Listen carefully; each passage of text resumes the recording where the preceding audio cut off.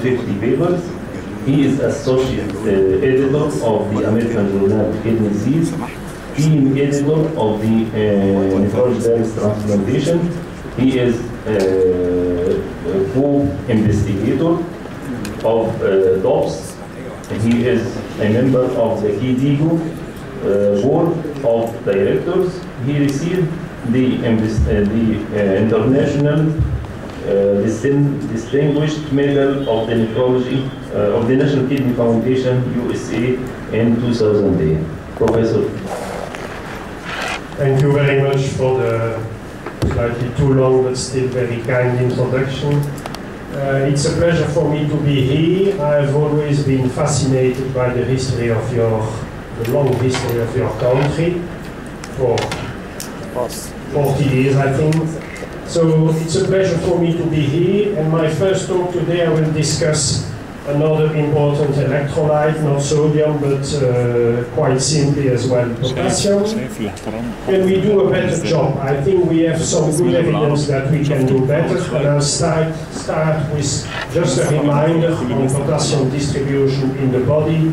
I'm sure you all know that there is very little potassium in the extracellular fluid, something like 65 millimoles versus thousands of millimoles in the cells, muscles, liver, bone, and that virtually everything that is taken as food will have to be excreted mostly by the kidney, and that the balance between extracellular fluid, cells, and the kidney makes that it is quite complicated in our CKD or dialysis patients. Now, why is potassium important? I think everybody in the audience will agree hyperkalemia is a problem. I will show you some recent data showing that hypokalemia is also a problem, and thereafter we will discuss some other recent or classical data. Now, you have probably seen those two papers. This one in the New England Journal from the group of Alan Collins from the USRDS, and the other one showing virtually the same. Both papers show that, let's say, for those patients on hemodialysis on Monday, Wednesday, Friday, the major mortality, there is over-mortality on the Monday, on the day of the first dialysis session, and here the same, not only in the US on the left, but in the other DOPS countries like in Europe on this picture.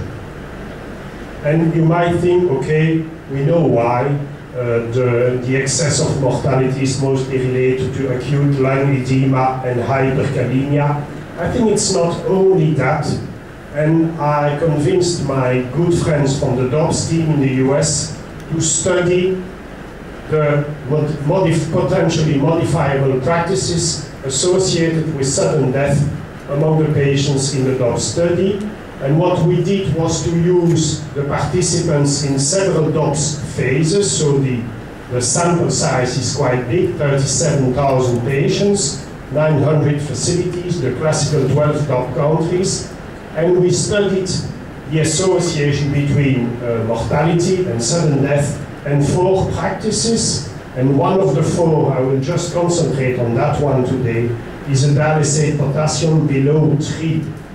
And the outcomes are all-cause mortality and sudden death is defined as death due to cardiac arrest, arrhythmia, or hyperkalemia.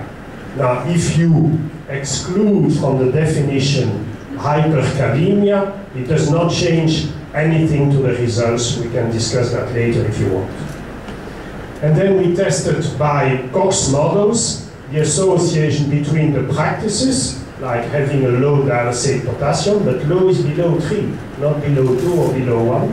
Having between those, so the association between the practices and patient-level predictor, in other words, the patient, the age, the comorbidity, etc., like classical. And another type of analysis, classical now in the DOPS studies, called the facility-level predictor. What does that mean? It may also be called an instrumental variable approach, and in that approach it comes from the economy field. And that type of approach assumes that hemodialysis unit choice is mostly driven by the distance, the proximity, let's say. And if that is true, and if the practice patterns between units A, B, C, and D depends not on the distance, but on, let's say, the medical school where the nephrologist learned his job, then there might be some, let's say, pseudo-randomization of patients to some practices. And the aim of that type of analysis is to reduce what is called the residual confounding and to make sure that the association is likely causal. Now, let's look at the results. Patient characteristics analysis practices. You will know that there were something like 2,000 sudden deaths and 7,000 deaths from something else, meaning that, as in other series, sudden death accounts for, let's say, something like 25% of the death in hemodialysis. That's well known, that had already been shown. And 28,000 patients were still alive. Now, not surprisingly, those still alive are 10 years younger than those who died. That's in real life and also in non-hemodialysis people, of course. And if you look at the practices here below, you will note that having a low dialysate potassium is slightly, but significantly, the star shows that, significantly more frequent here in those who had sudden death than other death. But still, that's univariate analysis, and you will see much more importantly the multivariate analysis in a few seconds.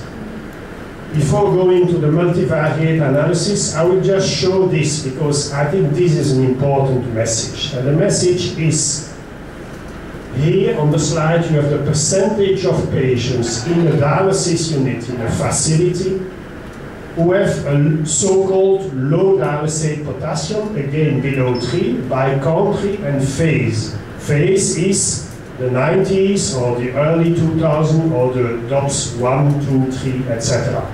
Now, here the sample size is DOPS 1, 2, and 3, and you will note that there is very little change. It's stable. Here is all DOPS, but look at the results between countries. If you look, for instance, at Japan, here, or Spain, how do you interpret the results? Well, in Japan, virtually of 100% of the patients have a dialysate potassium below 3. I would say when you are flying, it's automatic pilot. The same is true in Spain. Have a look in Germany, here.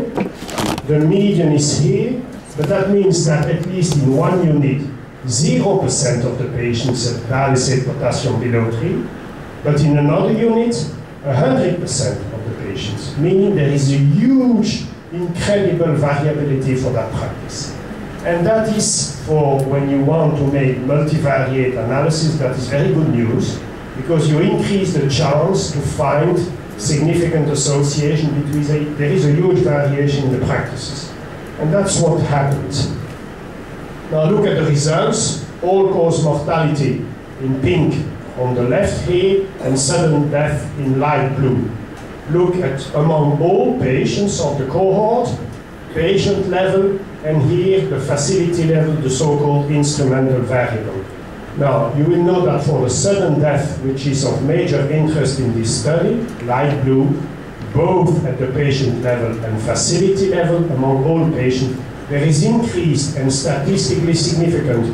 The horizontal line here does not cross the vertical one. So let's say, if the dialysate potassium is below 3, there is an increased mortality risk of something like, let's say, 15 to 20% here, and here something like 12 to 15%, and that's significant in both cases.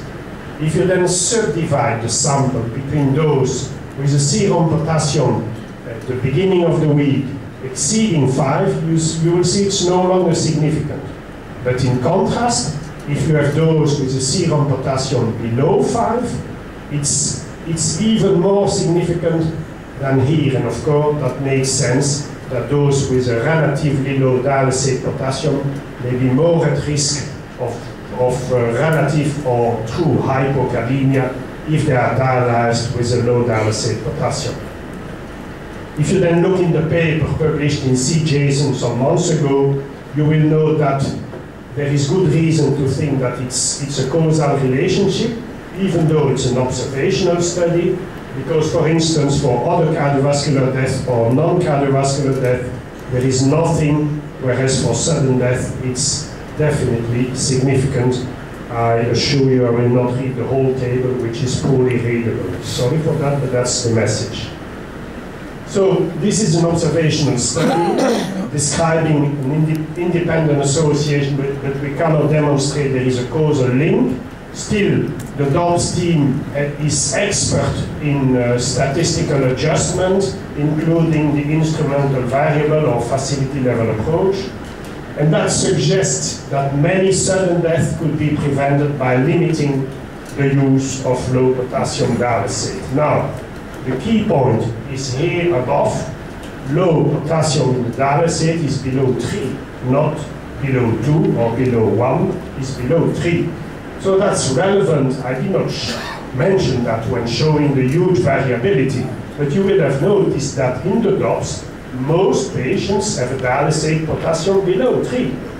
And that's probably true in your country as well. I don't know, we can discuss that later. So it's relevant for many or most hemodialysis patients. So that my suggestion would be that whenever the pre-dialysis potassium beginning of the week is below 5, it's probably wise to use a potassium of 3 and no less than that. Does that mean, and we discussed that with the reviewers of CJSON when the article was submitted, does that mean that the low potassium below 3 should be banished from hemodialysis units? I think no. Because if you have pre-dialysis potassium above 6 and recurrent, you have the choice between carried and SILA, or the pest and the cholera if you prefer.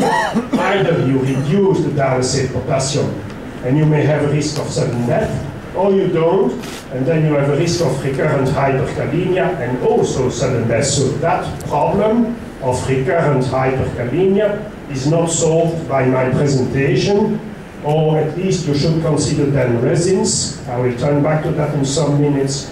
More frequent hemodialysis or any other dietary advice, of course. Now, interestingly, a few months after our paper on hemodialysis, there was this paper again in CJSON by the group of Kanyar-Kalantarzadeh from UCLA in the US, showing that in a large PD cohort compared with a hemodialysis cohort, hemodialysis in black and PD in white, the serum potassium average tends to be lower in the PD cohort, and showing in that PD cohort a typical J curve, again showing that at relatively low potassium there is an increase in mortality. And this is adjusted like in most studies published by Kanyar-Kalantarzadeh, unadjusted, case mix adjusted, and case mix and lab data adjusted. So it's again not a demonstration of a causal relationship, but it's strongly suggestive. Now, the question might then be, why have the risks of relative hypokalemia been ignored by nephrologists? And you may recognize here the well-known penseur, the Rodin. My suggestion to answer that question would be that you have two options, hyperkalemia and hypokalemia. As you know, in both cases, the risk is sudden death.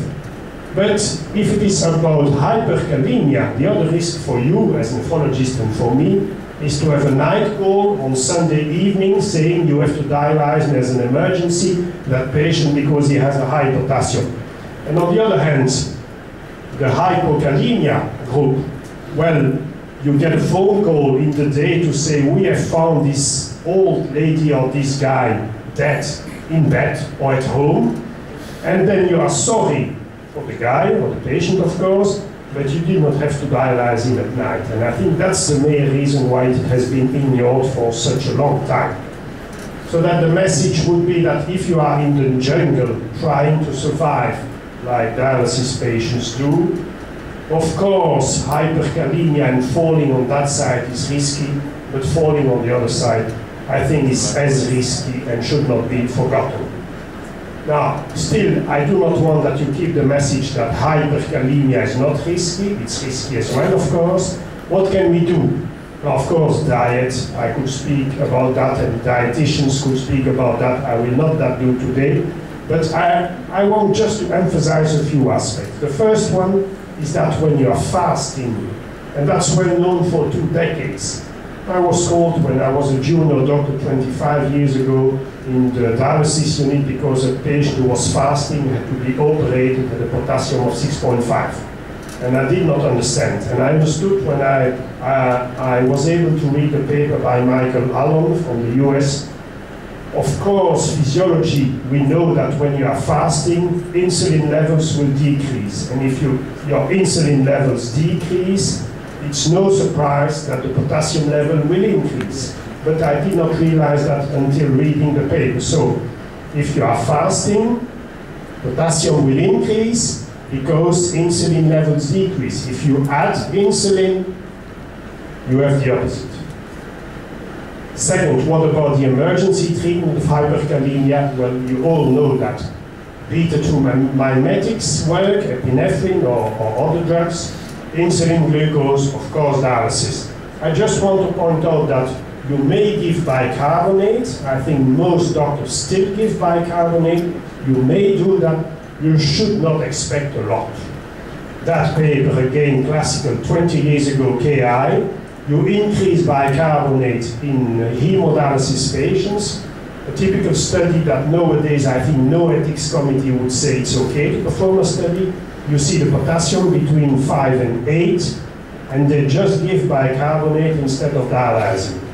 I'm sure that everything that was required to react is needed, but still I was impressed to see that something like that was possible in the 90s. The bicarbonate increases, of course, rapidly when you give bicarbonate. As you can see, the potassium changes very little and very slowly. Next slide. After 6 hours, you just have a reduction of 0.5 millimoles. So it works a little bit, it works very slowly. It should not be the first-line treatment.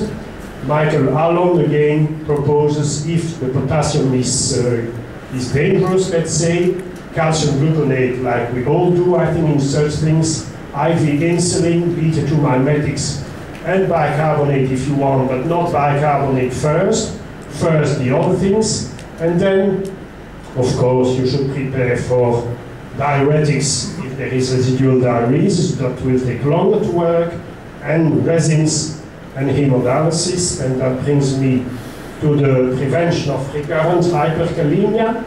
You could think of several possibilities. One of them is mineralocorticoids.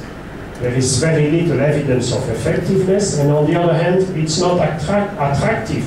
We all believe that aldosterone may contribute to the high mortality in cardiovascular mortality in dialysis and CKD patients, so there is no reason to give something that works like aldosterone. You should review the diet. In some cases, perhaps lower the potassium in the dialysate, but then you have the choice, as I mentioned, between the beast and the cholera. Review the drugs. Some of these may increase the potassium level. And I will finish by a few slides on potassium binding resins. Kayexalate is the scientific name. And I would again show you some DOPS results on the impact of sodium versus calcium-based kayexalate or similar drugs on the lab results and the interdialytic weight gain in hemodialysis patients. Now my mentor and my boss in the 80s, Professor Charles van Ypersele, who was a member of the Council of the International Society, I learned with him that if you give sodium kayexalate, you will increase the phosphate level in dialysis patients. And he explained to me that he had given to non-uremic docs sodium kayexalate, and that he had observed that most likely due to the resin binding, if you give sodium kayexalate, the resin will bind in the gut the calcium that is present. So the calcium will no longer be able to bind the phosphate. And then the phosphate will be reabsorbed by the gut. And the sodium will be reabsorbed with the bicarbonate. So you will have increased phosphaturia in non-uremic dogs or higher phosphate, and you will have higher bicarbonate plasma levels. And I learned that in the 80s, and I forgot that, or at least I knew, and when I understood that the DOPS had data on that, I convinced my friends of the DOPS to study that. So we looked firstly to the prescription pattern, sodium-based resin in pink, DOPS 3 and 4, the various countries, and you will note again a huge variability. In France, having a prescription for sodium-based resin is up to 50% of the patients, but in the US or the UK it's close to 0%. Second, in some countries it's calcium-based, Japan and Spain. In other countries it's mostly sodium-based. And of course, if it is sodium-based, there is a sodium load, like mentioned earlier by the previous speaker. Now in the 5 DOPS countries where there was enough patients to study something about the sodium-based prescription, here are the results. You will note that there is no big change from DOPS 2 to DOPS 3 and DOPS 4. Still huge variability between these 5 countries, and we only could study in these 5 countries what was the link between having a prescription for a sodium-based resin, what was the link with the lab results and the interdialytic weight gain, because of course of the content of the sodium-based resin. And an adjusted model, an IV approach or facility level if you prefer, like I mentioned earlier. And I mean, the hypothesis, at least in this analysis, is confirmed. Those having a sodium-based resin prescription have a higher interdialytic weight gain, something like half a kilogram or 440 milliliters or grams if you prefer. In the adjusted model is similar, and I think it fits with the fact that patients having a prescription will not necessarily take the resin every day. In the IV approach, the trends are virtually the same. Bicarbonate, it's not impressive, but in the adjusted model it's significant.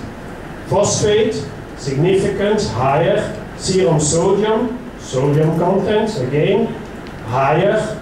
Serum potassium, interesting. You find here a higher potassium level in those with a prescription, but that's classical, that's confounding by indication. Those who are given resin are those who eat probably more potassium.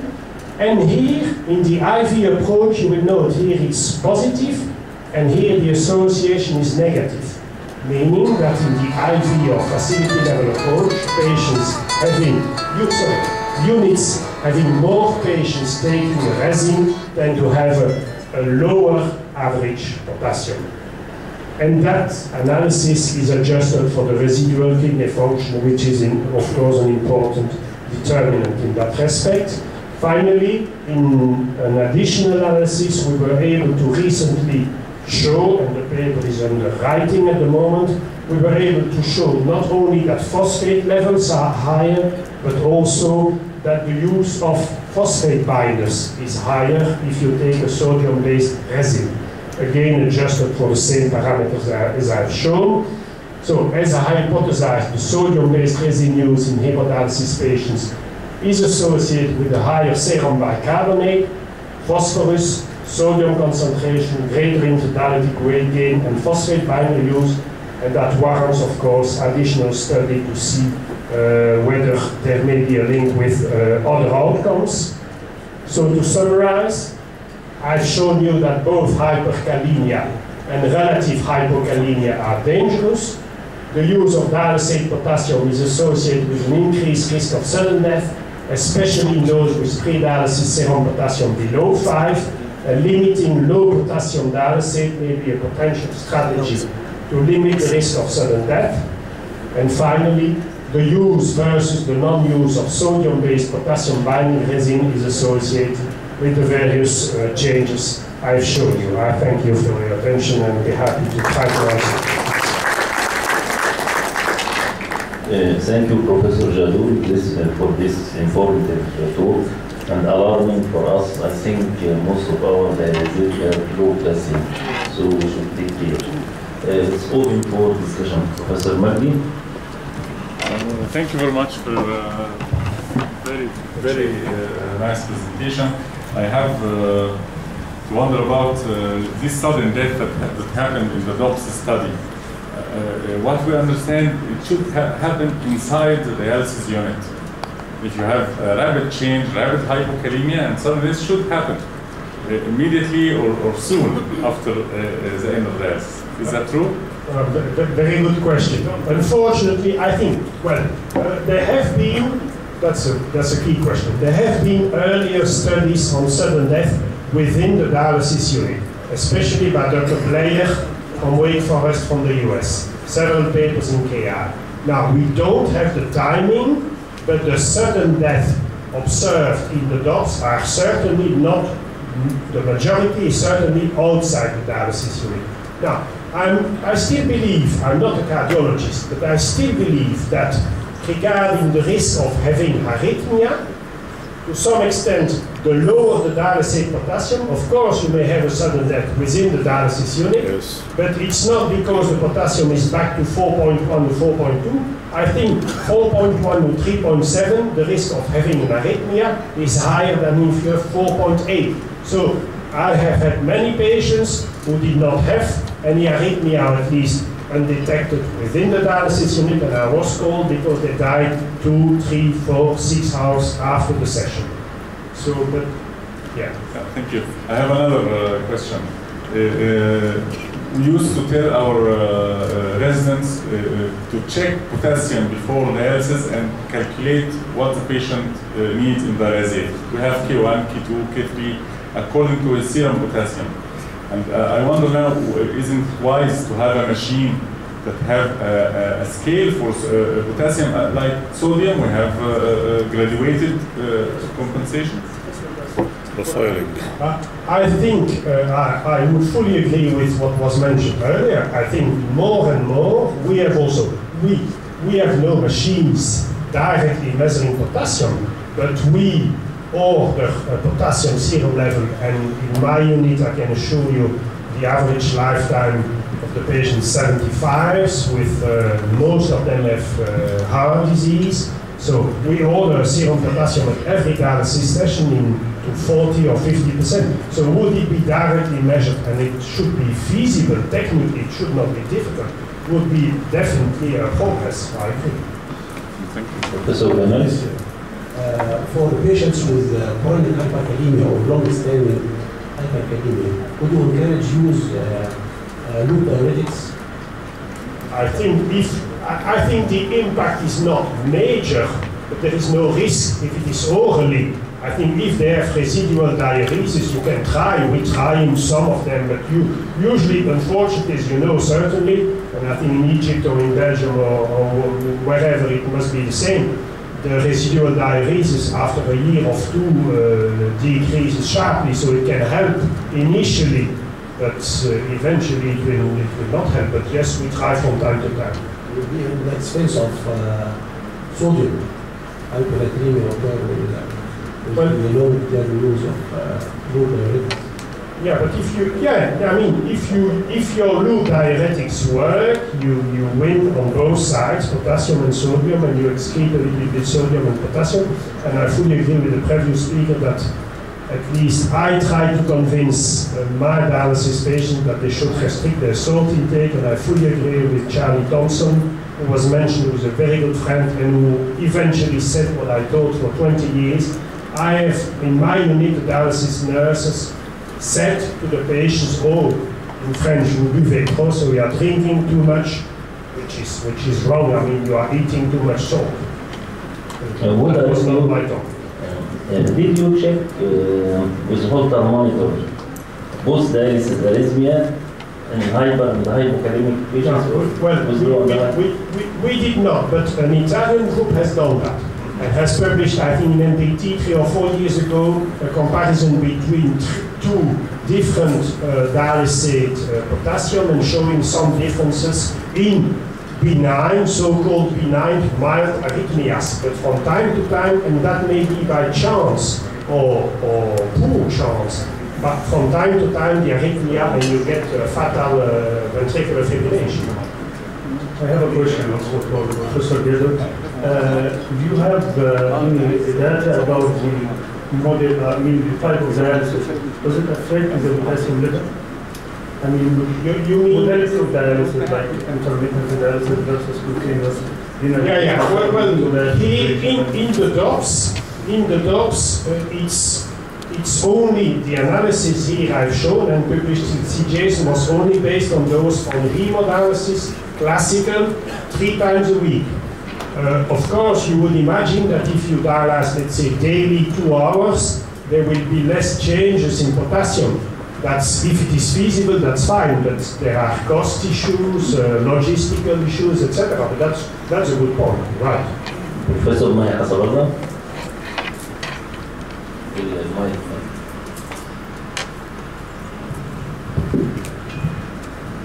Have you studied calcium-based binders in dialysis patients in very carefully levels serum calcium and also bind? Well, there was not, in the DOPS study, there was not enough patients, and we were not able to make comparison between the calcium and the sodium because in any country there was either mostly sodium or calcium. So the answer is I can't at the moment answer your question. We will try to find a sample somewhere, but no. I mean, it should be relevant as well. Intellectually. هي الفكرة الأويرنس بالناس بحاجة تانية غير الصوديوم. والكلام ده حلو قوي. بنستخدم ويزود بوتاسيوم في معظم الدراسات. اثنين 2 أو 0. اثنين احنا بنستخدم 2. مش مناسب للناس الديجوكسين مش مناسب للارتفيل مش مناسب للعيان اللي عنده اسكيميك هارت ديزيز. So you are speaking about calcium-based resins, but what is your comment or question? The facility level adjustment, just for the facility level, the units that do not use potassium level adjustment in their dialysis units are the same country in Spain and Japan that use calcium-based resins. This is one notion. Yeah, but yes, okay, I understand your point. Okay, I understand your point. You are struck by the fact, and I had not realized that, and when showing the slides now, today, I said Japan and Spain, same comment on the other slide. I think it may be coincidental, but I will think about that. It did not strike me until today during my presentation, to be honest. The second point, good point. Thank you. You're not about aldactone use in CKD patients. I think the benefits of aldactone in CKD patients. Spironolactone, let's say, or aldactone, yes? Spironolactone. Yeah. Much beyond the calcium control. Can suppress the RAS system, and there are many good benefits in terms of cardiovascular events. So that you do not recommend, we usually use it in nephrotic syndrome for the suppression of proteinuria in CKD patients for cardiovascular mortality. And the health study has elegantly cleared the benefits of spironolactone in general population of cardiovascular disease, and extrapolation from CKD patients was also beneficial. How do you see that? Well, I have no data on spironolactone, except that before the RAILS study on congestive heart failure was published in New England, we were able to show that we had an outbreak of hyperkalemia due to spironolactone at our emergency department because our cardiologists were part of the RAILS study. Still, I agree that there is good evidence from the cardiology field and some evidence in the nephrology field that mineralocorticoids or aldosterone is not only a good hormone and from time to time may be detrimental. I mentioned that. So there may be a place for spironolactone. My only point is if we use it in the CKD context, I think we should be very, very cautious, use low doses, frequent monitoring, etc. But yeah. I think the argument for this issue, anti-aldosterone in chronic kidney disease, then one article about ibuprofen, one of the other aldosterone antagonists, which was used effectively in patients with diabetic nephropathy. And it was an experimental model, and it was regulation of the chronic kidney disease in those. I think the profile, let's say, effect of aldosterone is widely recognized. Thank you so much, dear Professor, about your presentation. really it announced a very important and critical aspect in dialysis, which is potassium. Because as Professor Khaled Hussein mentioned that we ignore potassium in dialysis, always using potassium 2 or even 0. And this is not suitable for elderly patients, for patients with heart failure, for MI, etc. So it is very important to take recommendation from this conference to change our policy and management patients and considering potassium. Thank you. Thank you for the comment. If I did not show specifically, at least you may have seen, but I did not discuss specifically Belgium. But I must confess that I have shown the same slides in Belgium as well, and that, I mean, dialysate potassium 2 is also the most prevalent in Belgium, and not just in Egypt. Thank you, Professor Jadoul. And